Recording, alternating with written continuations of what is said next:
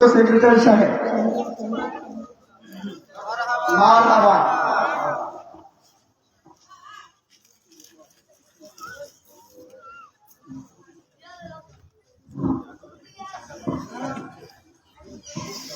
আমাদের ওয়ার্ডের যিনি সার্বিক সহযোগিতা আছেন আমাদের এলাকারই মুখ মোহাম্মদ মামুন হোসেন ভুইয়া সাহেবকে বরণ করে দিচ্ছেন আমাদের মসজিদের সভাপতি সাহেব। মারহাবা।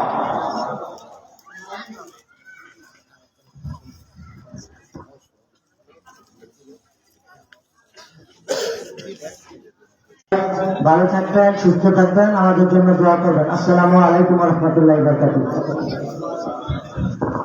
ধন্যবাদ আবু মোহাম্মদ মাসুম ভাইকে। এ পর্যায়ে আপনাদের সামনে সংক্ষিপ্ত কিছু কথা নিয়ে আসছেন আমাদের অনুষ্ঠানের প্রধান অতিথি আহ্বায়ক সদস্য নারায়ণগঞ্জ জেলা বিএনপি জনাব মোহাম্মদ নূর নবী ভুইয়া সাহেব। বিসমিল্লাহির রহমানির রহিম। পশ্চিমপাড়া জামে মসজিদ এবং ওলামা করিমগণ এবং পর্দার আড়ালে আমার মা ও বোনেরা, আসলে ওয়াজের বক্তৃতা দেওয়ার কিছুই নেই। প্রথমে ক্ষমাতে এনেছি, উনি যে সুন্দর বয়ান করতেছিল, আসলে এই ফাঁকে আমাদের কথা বলাটাই পাপ।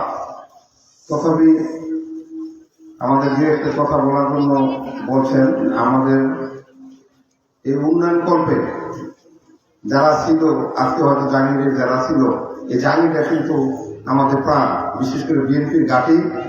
আমরা বিএনপি নিয়ে আপনাদের নিয়েই আমরা মিলে আলোচনা